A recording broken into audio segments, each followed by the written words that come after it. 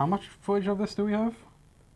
A hot minute and 24 seconds, which is, well, let's just say like 15 of those seconds are like made on Unreal Engine, name of game, PS4. Sweet logos. A lot of logos. So this video, I'm gonna have to get creative. Dr. Zayas. Dr. Zayas. The latest hot Hollywood movie franchise to get the video game treatment is Forrest Gump. No, but I wish it was. It's Planet of the Apes. So Planet of the Apes, the final frontier. It's actually the last frontier. I really just want it to be called the final frontier. Last Frontier is coming out later this year. What they've done is they've removed all of the interaction, like there's no navigation, and it's basically just distilled down to dialogue choices. It's an interactive movie in the video game space.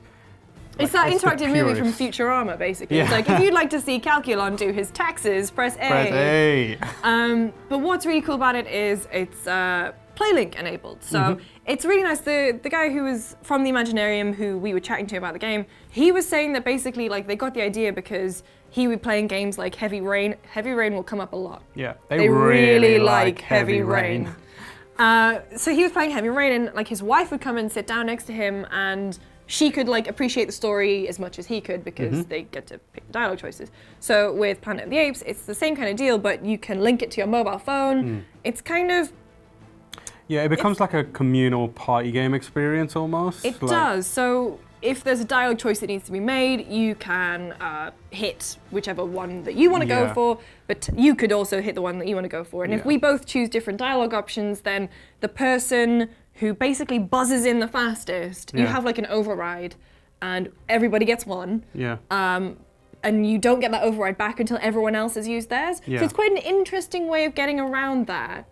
And it does mean that it's quite like, you don't have to sit and discuss options with people. You can if you're at a stalemate and no one uses their override, because you can change your mind. But it's quite a nice way of kind of keeping that pace and that kind of and letting you kind of energy going. Yeah, it helps direct the story a little better, and also introduces a bit of drama when someone does something unexpected out of it. Like abusing apes. Yeah. So you play the story from both sides. So there's obviously a human faction. They are like farmers. They're hardy people because they've managed to survive like 15 odd years after the breakout of the simian flu. He also plays apes who, if you remember the movies, Koba, the ape who rebelled with good reason. I mean, they were under Koba's leadership, but then kind of got out of Dodge before things really hit the fan. So it's interesting because there's a lot of different end games you can have. Yeah. So you can have, it's very like Until Dawn Heavy Rain in that regard, is that, you know, apes can win, humans can win, you can find peace, or there's various options where like various people will die. Yeah. But the thing that got me is you could technically rig it if you were going in. Yeah, you could try and force the decision so that one side is clearly winning over the other side. But we did ask them about this. Yeah. Because this was my sort of main concern, I would say, going in. But he was saying that like the writers were the first people to come on board, which in game development is not very common. Not common at all. Yeah. So it's interesting. And he also said that, yeah, sure, you could make a decision and be, you know, like pro apes the whole way, but you don't know how the NPCs and the other characters in the game are going to react. So they could end up completely undermining you, or they could just like not agree with what you're doing. So they have to create enough of a kind of like, what's the word I'm looking for? Gray area. Yeah.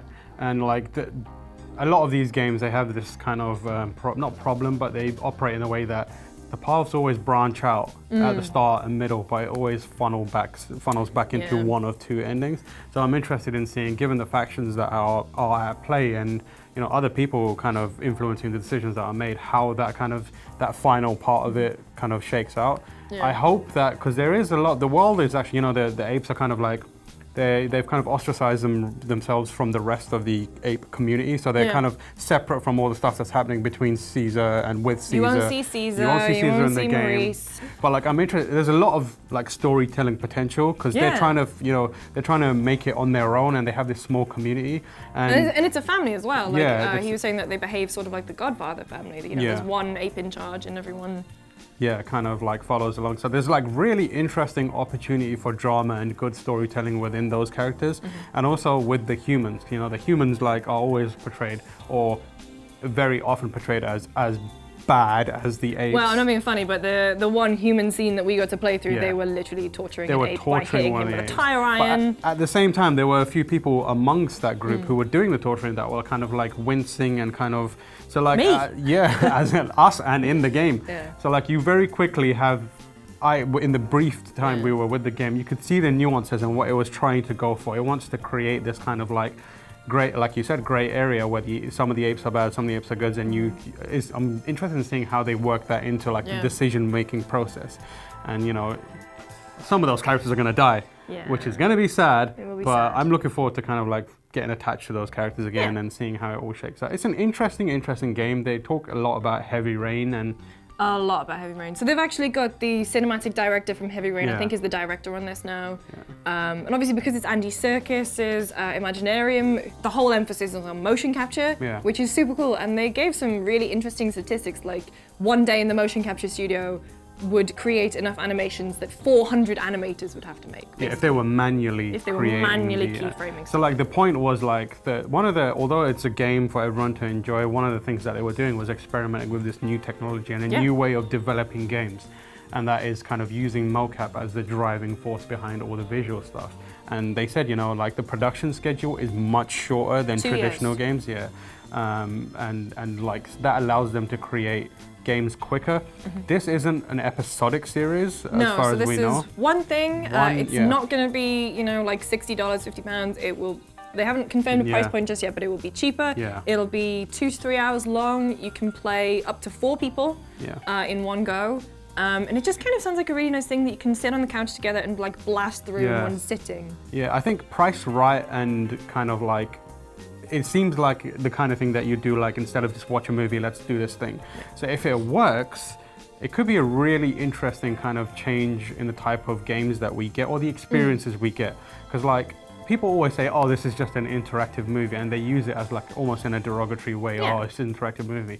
But like the idea of an interactive movie is quite appealing, right? You get to see well-written, well-acted, you know, stories, and you also get to have your own input on how those stories play out. So personally, I'm excited. I hope it works out because it means that they can spread out, and you know they've got the Imaginarium behind them, and we've all seen what they're capable of creating in like on all the various films that they work with. So it starts with Apes, but it could become unique, you know, original stories.